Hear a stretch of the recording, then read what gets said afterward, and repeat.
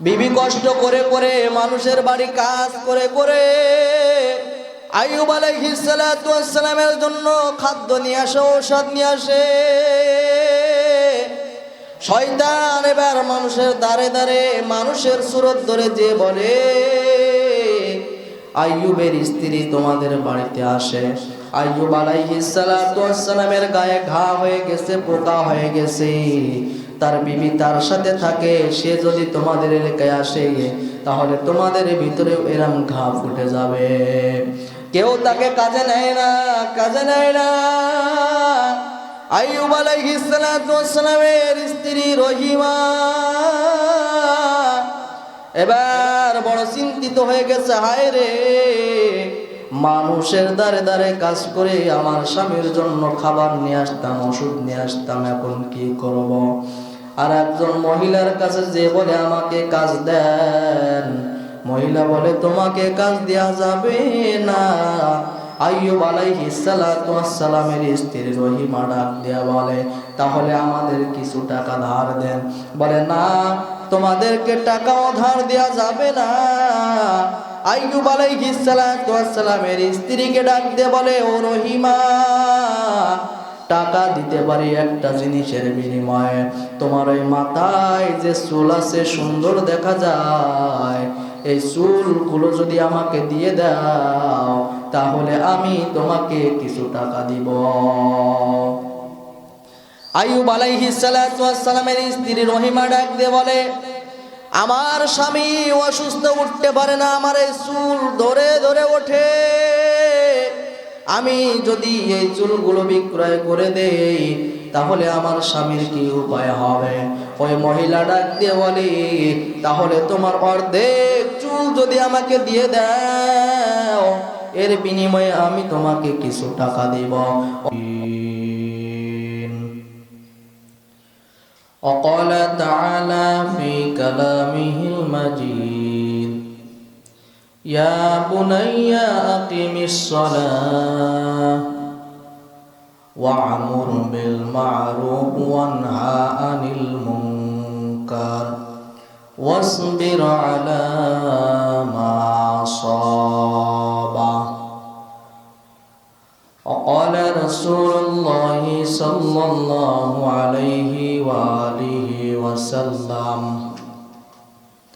من يرد الله به خيرا يصب منه صدق الله مولانا العظيم وصدق رسوله النبي الكريم ونحن على ذلك من الشاهدين والشاكرين والحمد لله رب العالمين. اللهم صل على محمد النبي الأمي وعلى آله وسلم تسليما. جزى الله أنا محمدا ما هو أهله سبحان الله وبحمده سبحان الله العظيم. سبحانك لا علم لنا إلا ما علمتنا إنك أنت العليم الحكيم. رب اشرح لي صدري ويسر لي أمري واحلل عقدة من لساني يفقه قولي.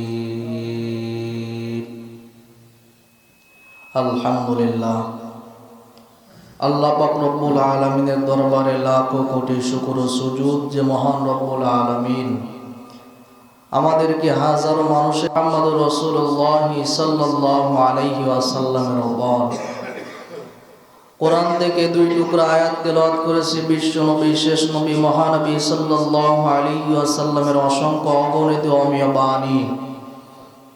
পবিত্র হাদিস শরীফের মধ্য থেকে এক টুকরা হাদিস পড়েছি।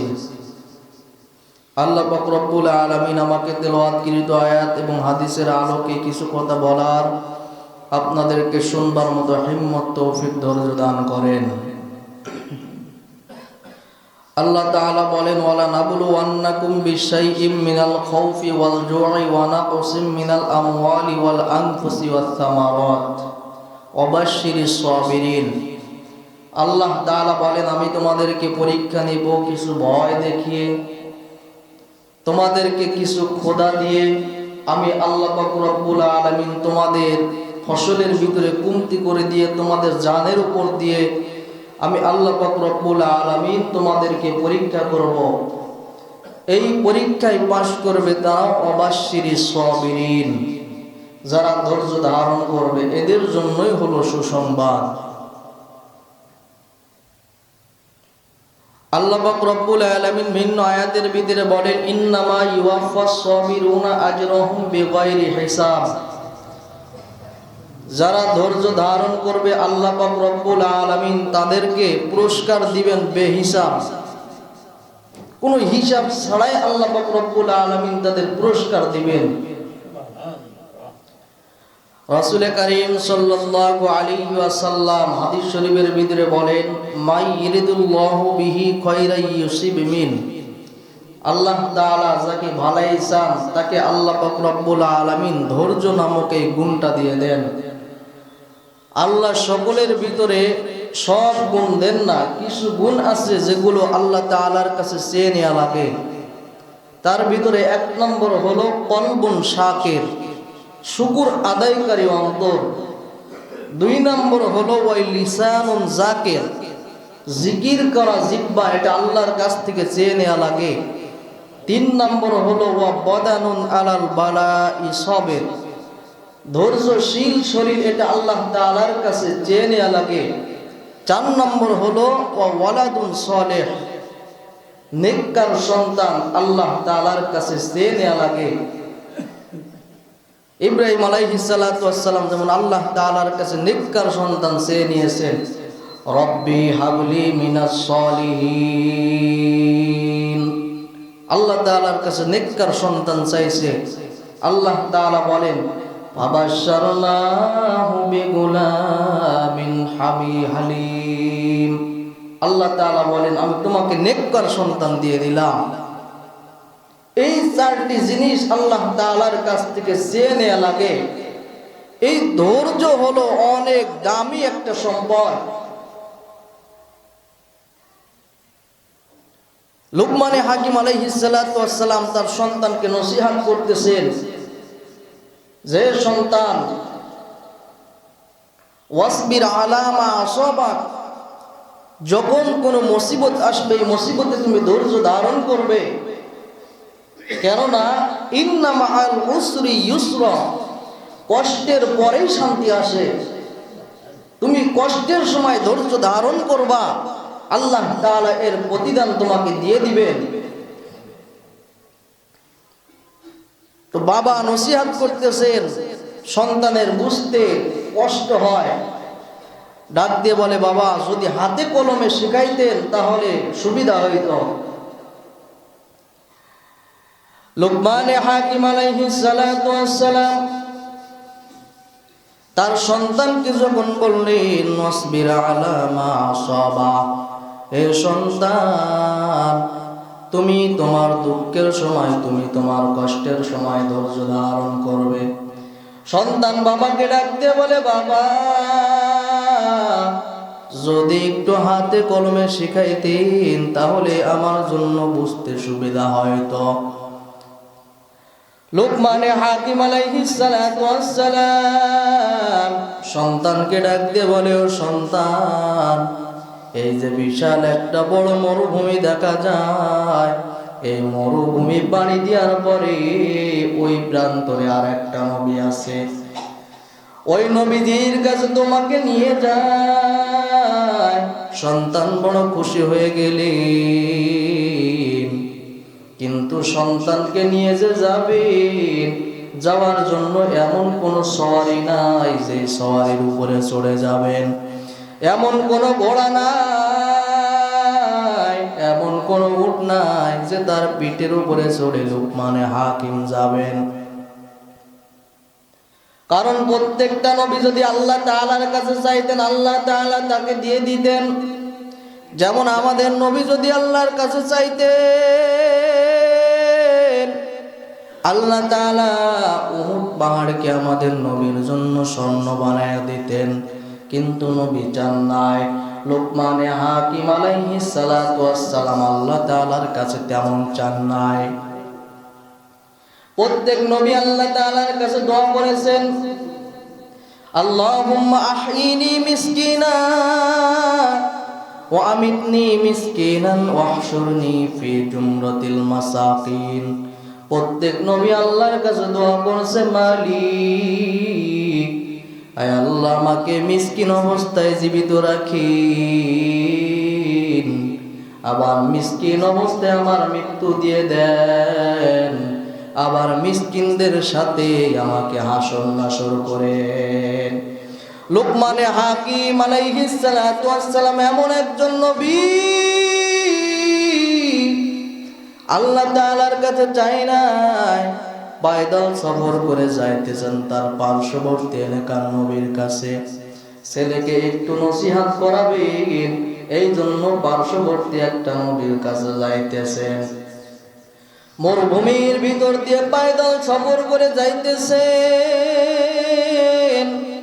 যাইতে যাইতে যখন মরুভূমির মধ্য প্রান্তে পৌঁছাইছেন, এমন সময় লুকমানে হাকিম আলাইহিস সালাতু ওয়াস সালামের সন্তানের পায়ের ভিতরে মৃত প্রাণীর হাড্ডি ঢুকে গেছে। এত ধারালো হাড্ডি পায়ের নিচে দিয়ে ঢুকছে, উপর দিয়ে বাইর হয়ে গেছে। সন্তান চিৎকার করে জায়গায় বসে পড়ছে।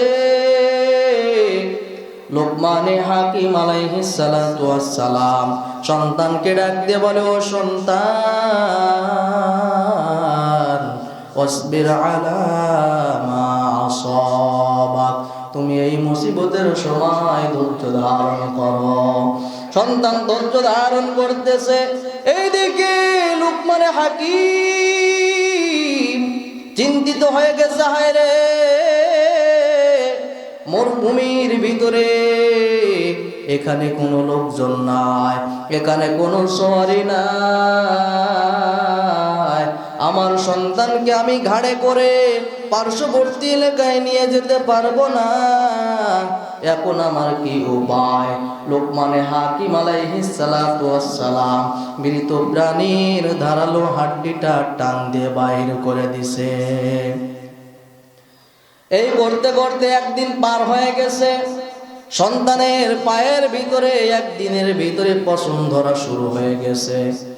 লুকমানে হাকিম আলাইহিস সালাতু ওয়াস সালাম আল্লাহ তাআলার কাছে হাত তুলে বলে, মালিক,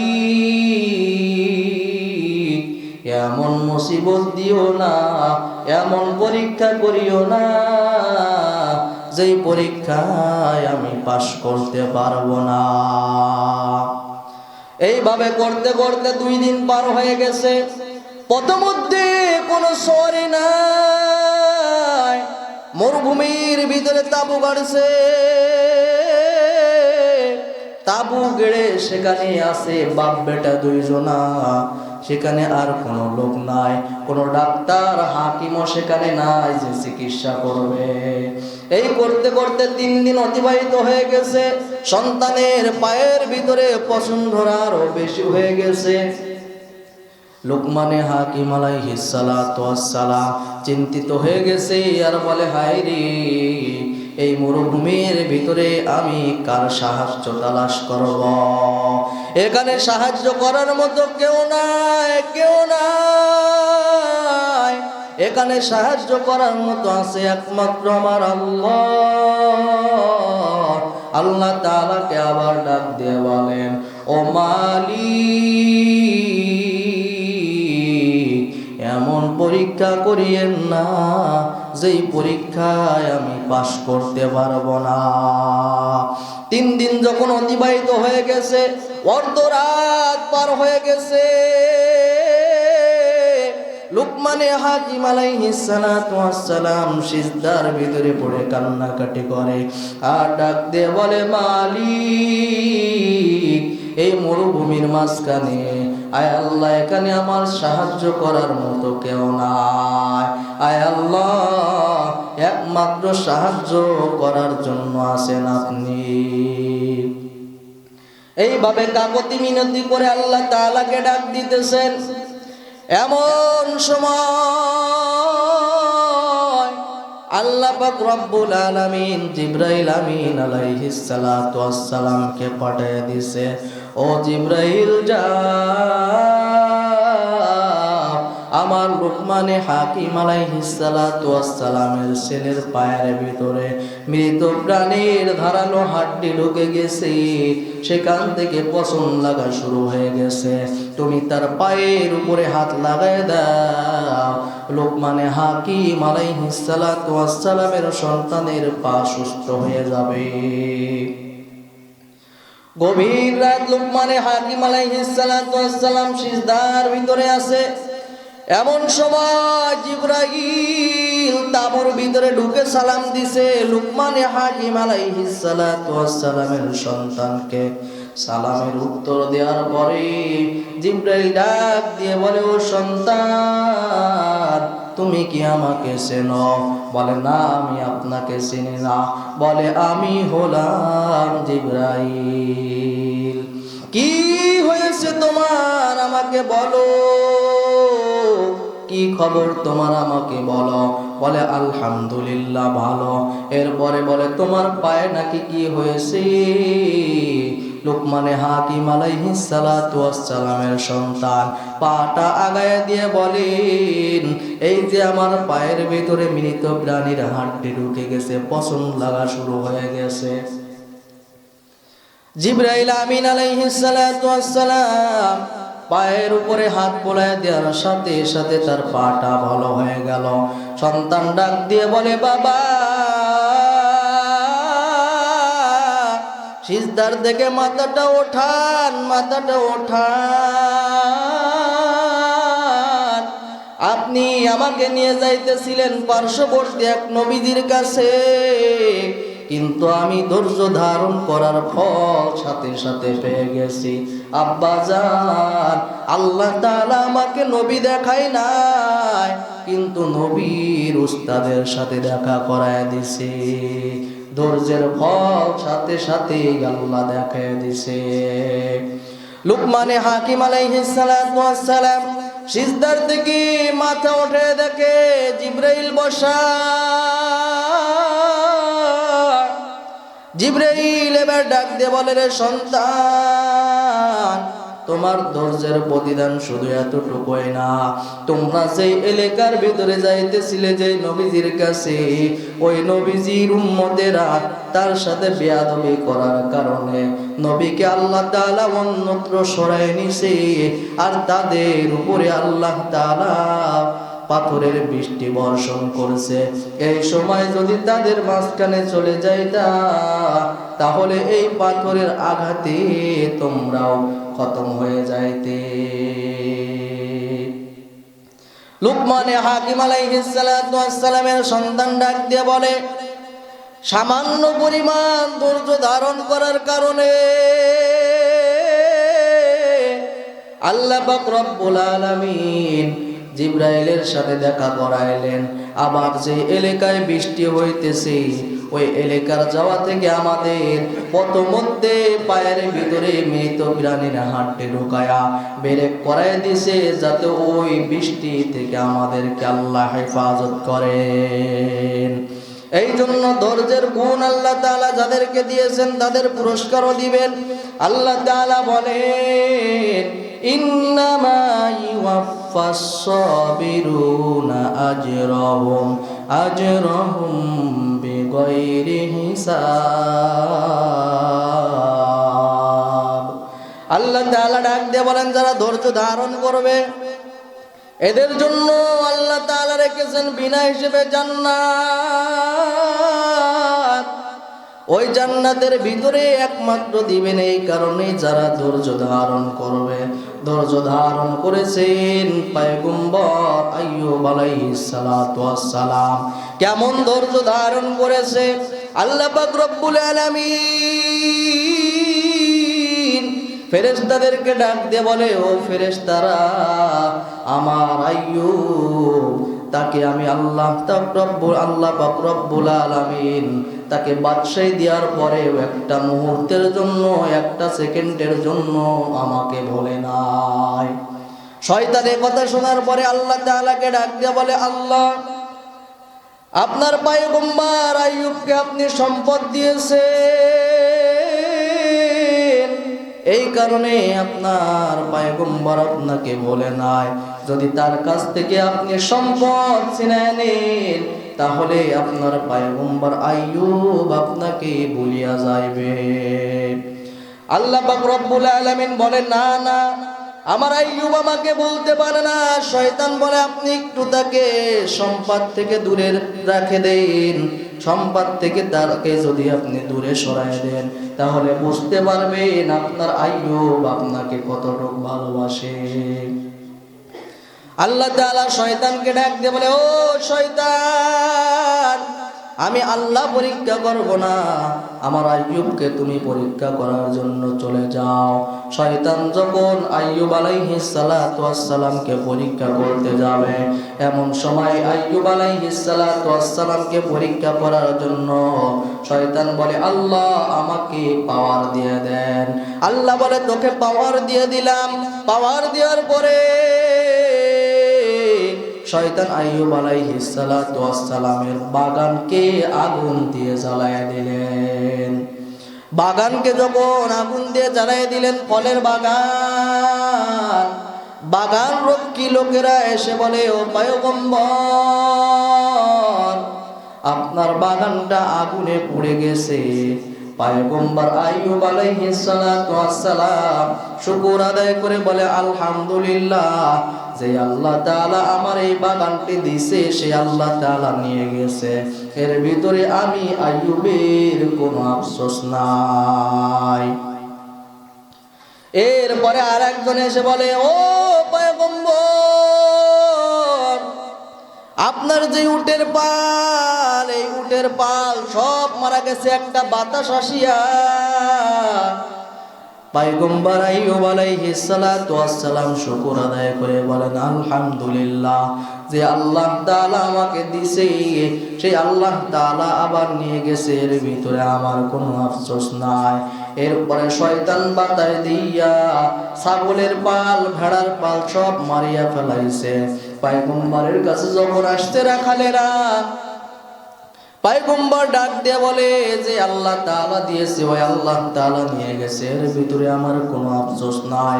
শয়তান এখানেও যখন আইয়ুব নবীর সাথে পারল না, এরপরে আইয়ুব আলাইহিস সালাতু ওয়াস সালামের 12 থেকে 14টা সন্তান এক জায়গায় পড়াশোনা করতেছিলেন। সেখানে যাওয়ার পর দেয়াল চাপা দিয়ে সবগুলো সন্তানকে মেরে ফেলাইলেন। সব সন্তানকে যখন মেরে ফেলাইলেন, তখন আইয়ুব আলাইহিস সালাতু ওয়াস সালামের কাছে এসে বলে, ও পয়গম্বর, আপনার সব সন্তান একসাথে মারা গেছে। পয়গম্বর ডাক দিয়ে বলে, যে আল্লাহ তাআলা আমাকে সন্তান দিয়েছেন, সে আল্লাহ তাআলা আবার সন্তানগুলো নিয়ে গেলেন, এর ভিতরে কোনো আফসোস নাই। সব যখন একে একে দূর করে দিলেন, সব সম্পদগুলো যখন একে একে চলে গেল, তারপরেও আইয়ুব আলাইহিস সালাতু ওয়াস সালাম আল্লাহর থেকে এক চুল পরিমাণ সরে নাই। তখন শয়তান মানুষের রূপ নিয়ে আইয়ুব আলাইহিস সালাতু ওয়াস সালামকে ডাক দিয়ে বলে, ও পয়গম্বর, আপনার সাথে গোপনে আমি একটা কথা বলবো। এই বলে আইয়ুব আলাইহিস সালাতু ওয়াস সালামের কানে ফু দিয়ে দিলেন। এমন ফু দিয়ে দিলেন, আইয়ুব আলাইহিস সালাতু ওয়াস সালামের সমস্ত গায়ে ঘা ফুটে গেল। আইয়ুব আলাইহিস সালাতু ওয়াস সালামের গায়ের ভিতরে যখন সব ঘা ফুটে গেল, আইয়ুব আলাইহিস সালাতু ওয়াস সালামের 4টা বিবি ছিল, 3টা বিবি বিদায় নিয়ে সেখান থেকে চলে গেল।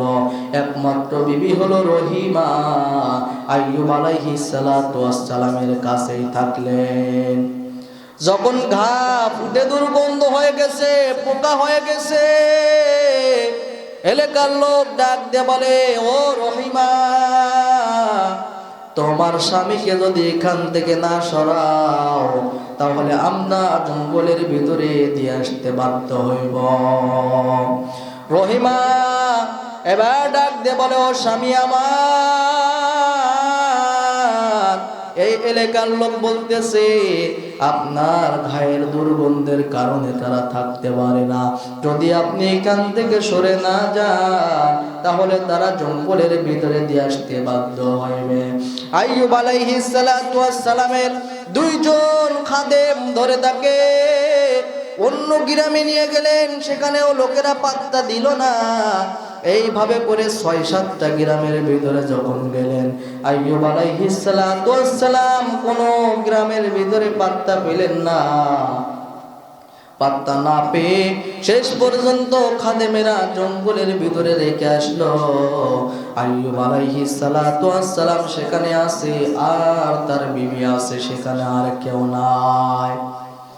বিবি কষ্ট করে করে মানুষের বাড়ি কাজ করে করে আইয়ুব আলাইহিস সালাতু ওয়াস সালামের জন্য খাদ্য নিয়ে আসে, ঔষধ নিয়ে আসে।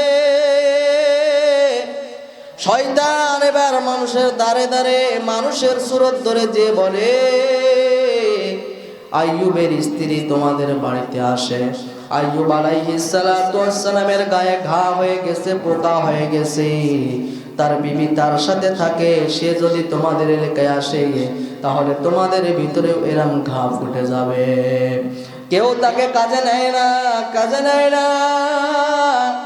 আইয়ুব আলাইহিস সালাতু ওয়াস সালামের স্ত্রী রহিমা এবার বড় চিন্তিত হয়ে গেছে, হায় রে, মানুষের দ্বারে দ্বারে কাজ করে আমার স্বামীর জন্য খাবার নিয়ে আসতাম, ওষুধ নিয়ে আসতাম, এখন কি করব? আর একজন মহিলার কাছে যে বলে আমাকে কাজ দেন, মহিলা বলে তোমাকে কাজ দেয়া যাবে না। আইয়ুব আলাইহিস সালাতু ওয়াস সালামের স্ত্রী রহিমা ডাক দিয়া বলে, তাহলে আমাদের কিছু টাকা ধার দেন। বলে না, তোমাদেরকে টাকাও ধার দেয়া যাবে না। আইয়ুব আলাইহিস সালাতু ওয়াস সালামের স্ত্রীকে ডাক দিয়ে বলে, ও রহিমা, টাকা দিতে পারি একটা জিনিসের বিনিময়ে, তোমার ওই মাথায় যে চুল আছে সুন্দর দেখা যায়, এই চুলগুলো যদি আমাকে দিয়ে দাও তাহলে আমি তোমাকে কিছু টাকা দিব। আইয়ুব আলাইহিস সালাতু ওয়াস সালামের স্ত্রী রহিমা ডাক দিয়ে বলে, আমার স্বামী অসুস্থ, উঠতে পারে না, আমার এই চুল ধরে ধরে ওঠে, আমি যদি এই চুলগুলো বিক্রয় করে দেই তাহলে আমার স্বামীর কি উপায় হবে? ওই মহিলা ডাক দিয়ে বলে, তাহলে তোমার অর্ধেক চুল যদি আমাকে দিয়ে দাও, এর বিনিময়ে আমি তোমাকে কিছু টাকা দিব। অর্ধেক চুল রহিমা বিক্রি করে দিলেন, দিয়ে ওই টাকা দিয়ে স্বামীর জন্য কিছু খাদ্য খাবার নিয়ে গেলেন, ঔষধ নিয়ে গেলেন। এর মাঝখানে শয়তান আইয়ুব আলাইহিস সালাতু ওয়াস সালামের কাছে এসে ডাক দিয়ে বলে, ও আইয়ুব, তোমার স্ত্রী গ্রামে গ্রামে যে চুরি করে, চুরি করার কারণে মানুষে ধরে তার চুল কেটে নিয়েছে। আইয়ুব আলাইহিস সালাতু ওয়াস সালাম চিন্তিত হয়ে গেলেন, হায় রে, আমি অসুস্থ হওয়ার কারণে আমার স্ত্রী এই অপকর্ম চুরির ভিতরে লিপ্ত হয়ে গেছে, এটা তো সহ্য করতে পারি না। আমি যদি সুস্থ হয়ে যাই আমার স্ত্রীর গায়ে 100 বেতের আঘাত করব। রহিমা যখন বাড়ির ভিতরে আসছে, স্বামী কোনো কথা বলে না, স্বামীর পায়ে হাত রেখে বলে, ও স্বামী আমার, আপনার জন্য এত কষ্ট করি, মানুষের দ্বারে দ্বারে কাজ করে করে আপনার জন্য খাদ্য নিয়ে আসি, আপনার জন্য ঔষধ নিয়ে আসি, আর আপনি আমার কথায় কোনো সায় দেন না। জিবরাইল আমিন আলাইহিস সালাতু ওয়াস সালাম আইয়ুব নবীর কাছে সে ডাক দিয়ে বলে, ও আইয়ুব, তোমার স্ত্রী কোনো চোর না, তোমার স্ত্রী কোনো অপকর্ম করে নাই, তোমার কাছে যেই ব্যক্তিটা এসে নালিশ করলো ওই ব্যক্তিটা হলো শয়তান।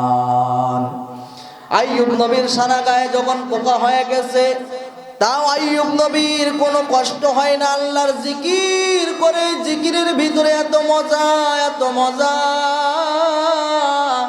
শরীরে যে পোকায় খায় এই কষ্ট বুঝতে পারে না।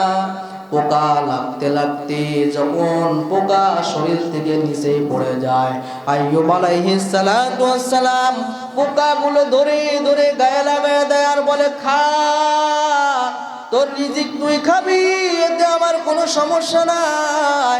কিন্তু পোকা লাগতে লাগতে আইয়ুব আলাইহিস সালাতু ওয়াস সালামের জিহ্বায় যখন লেগে গেছে,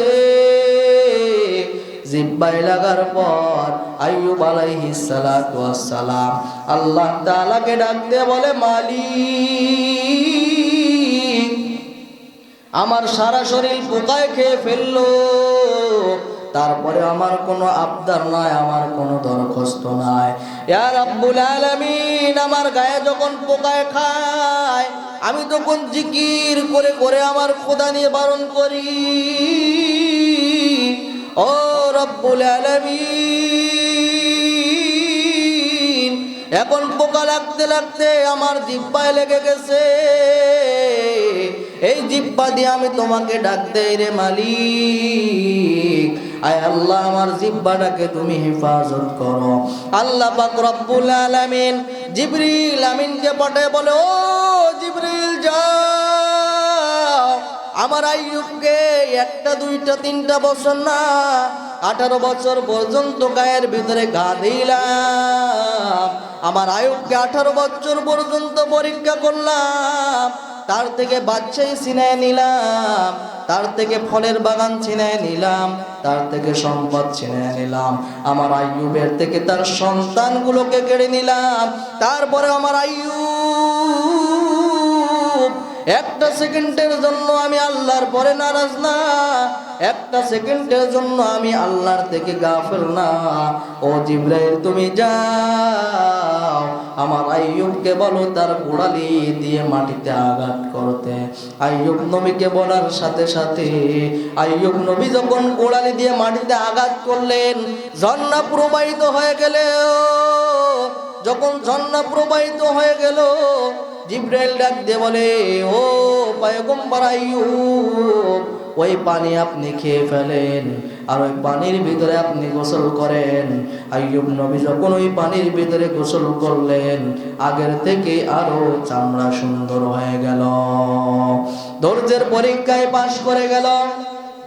এই জন্য আল্লাহ পাক রব্বুল আলামিন কোরআনের ভিতরে ধৈর্যের ব্যাপারে আইয়ুব নবীর কথা বলে, একটা দুইটা বছর না 18 বছর পর্যন্ত গায়ের ভিতরে ঘা, গায়ের ভিতরে পোকা, তারপরে আমার আইয়ুব একটা সেকেন্ডের জন্য আমি আল্লাহ তাআলাকে বলে না। আইয়ুব আলাইহিস সালাতু ওয়াস সালাম যখন ভালো হয়ে গেছে, তার স্ত্রী তো মানুষের বাড়ির ভিতরে কাজের জন্য গেছে, এসে স্বামীকে খোঁজে, দেখে সেখানে নাই, ঘরের ভিতরে দেখে নাই, জঙ্গলের ভিতরে নাই। তখন আল্লাহ তাআলাকে ডাক দিয়ে বলে, ও মালিক, দুনিয়ার ভিতরে আমার কেউ নাই, আমার স্বামী এত অসুস্থ থাকার কারণে আমি আমার স্বামীকে ফেলে রেখে যাই নাই। আয় আল্লাহ, আমার স্বামীকে আমার কাছে ফিরিয়ে দেন। জঙ্গলের দিকে যখন যায়, যে দেখে তার স্বামী দাঁড়ায় আছে, জান্নাতি পোশাক পরা, এমন অবস্থা দেখে রহিমা চিনতে পারে না। আইয়ুব আলাইহিস সালাতু ওয়াস সালাম ডাক দিয়া বলে, ও রহিমা, আমি তোমার স্বামী, এই যে আইয়ুব। ও রহিমা, ওই যে কূপ দেখা যায়, ওই যে নহর দেখা যায়, সেখানে তুমিও গোসল করে নাও। সেখানে রহিমাও গোসল করলেন, 18 বছরের যুবতীর মতো হয়ে গেলেন। তারপরেও আল্লাহর থেকে এক চুল পরিমাণ